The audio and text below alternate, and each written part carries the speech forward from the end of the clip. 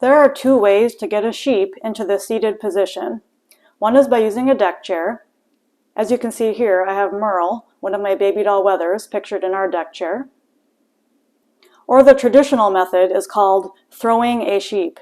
This is where you catch the sheep, swing them onto their butt, and place their head and neck off to the side.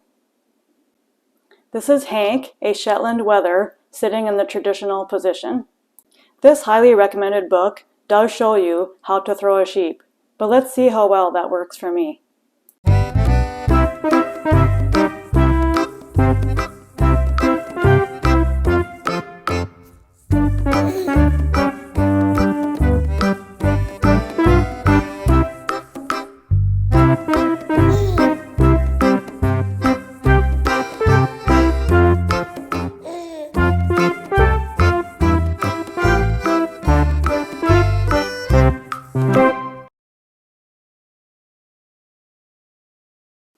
If you are larger than the animal, throwing a sheep may look easy.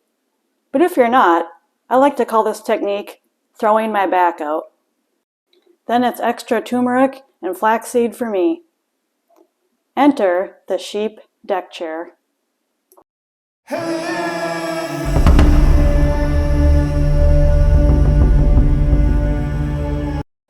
First example is Emma. She is a Babydoll ewe. You can see how we're both placing her butt up to the edge of the deck chair and lifting up at the shoulder and tipping her back into the seat. Now I'm using this example because I want to show you two mistakes with this video. So as you can see, we start trimming away on our hooves. I'm working the top and Matt's working the bottom. And you're going to see that Emma wiggles her way out of the chair and comes out.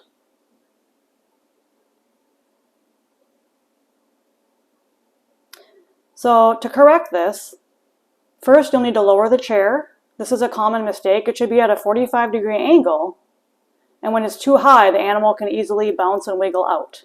So lower the chair. Secondly, she was seated sideways in the seat, and they really need to be sitting as straight as they can with their butt seated on the seat. So this is already an improvement looking at this example now, where she won't wiggle around and bounce so much. Next, we're just going to go ahead and finish with the hoof trimming. I like to work the front feet, and Matt is working the back feet for Emma here. To remove the animal, you just simply grab underneath the front armpits and lower them down. Two people can do it, or you can do it with one. You can see how easily she lowered right down. I'm just removing the trimmings off of the chair, getting ready for the next sheep. Make sure to give Emma a little pet.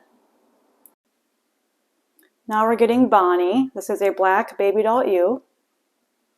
So the lead person will be steering the head, and the rear person will grab the butt and push and steer them. Line up the butt right to the edge of that chair and lift and tip back. She's nice and straight in the chair, like she should be. I just want to give an example with Bonnie how sheep will naturally tip their head to the side and put their head down. And this is a position of submission. This is what the throwing the sheep technique would be, only in Bonnie's case, she's just doing it naturally. So this is a very docile breed, but other breeds you may need to place them into that submitted position. I'll give an example of that situation. So we're going to go ahead and finish up with her. Bonnie is one of my retired breeding ewes, and she's given me some great offspring. You can see how easy that was to lower her out of the chair. This example is Kassidy, and she is 1/2 Suffolk, 1/2 Babydoll. So she is a very large and strong ewe. So the purpose of this example is to show you that I'm going to basically bear hug her neck to keep her still. Now she's a very well-behaved sheep, but because she is so strong, it is safer to have one person trim and the other person bear hug her. but you can see that she's behaving really well.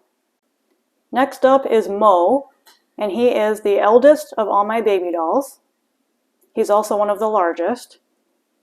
The larger sheep do tend to fit nicer into the chair versus the smaller ones. They can squirm around quite a bit more. Also, I think that the older animals have learned to trust us over the years, and they do sit really well for us in the chair. This process can go really fast if you have 2 or more people helping. One person can do either one side or the top or the rear feet. I will have a link in the description of the book I recommend, as well as the hoof trimmers that I'm using. They have a serrated cutting edge and are really nice for people with small hands. Next is Clyde, and he is a wether baby doll. What's funny about him is he does what I call swimming, where they kind of kick their front legs as if they're swimming through water. And I don't know if he's just really relaxed, because what I'm doing is I'm picking cockleburrs out of his fleece. And I kind of wonder if it feels good to get those pulled out, but it's pretty darn cute.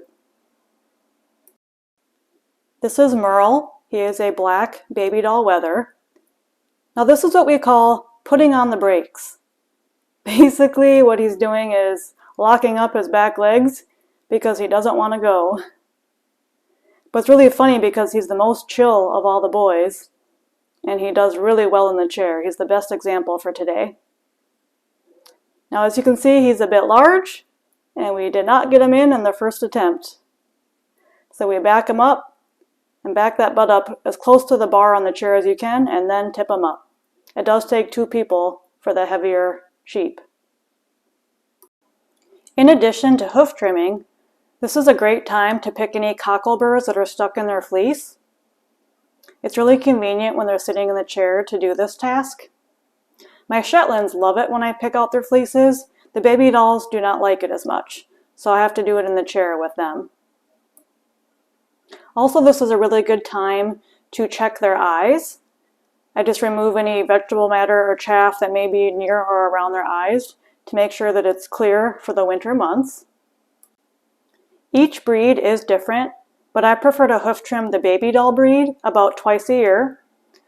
So we'll do it in the springtime when I'm shearing them, usually in May. And I also like to do it in the fall before the start of the hard winter. We are doing this right after Thanksgiving, which worked out perfectly because we were both off of work and we happened to have a warm spell of above freezing weather. Trimming can be a little bit more challenging in the fall, simply because it's cold out and the hooves are very hard and dry, versus in the spring where it's warmer and moist weather from the humidity and dew on the grass. It will cut easier. Merle is certainly the most chill sheep today. I really think he likes the attention. I really don't even have to hold him in the chair. He's pretty much reclined in it on his own. It's pretty cute. Another thing I want to recommend is using some kind of a chute system to catch the sheep one at a time for this process. Now, I don't have an expensive chute system, but I do have a $30 cattle panel and some baler's twine, which we're using. Or you could even use a pallet, which you can often get for free. As you can see, a sheep deck chair is a back saver for me. You'll notice I have 2 brands. On the left is Premier One Supplies, and on the right is Seidel. I will do a future video explaining what I like about each one and which one I prefer. Throwing sheep around was fine in my 20s and 30s, but now I don't recover as fast as I used to, and I need to work smarter, not harder. This example is a Shetland ewe using the Premier One deck chair. Thanks for hanging out with me today. If you enjoyed this video, please subscribe at Sheer Goodness.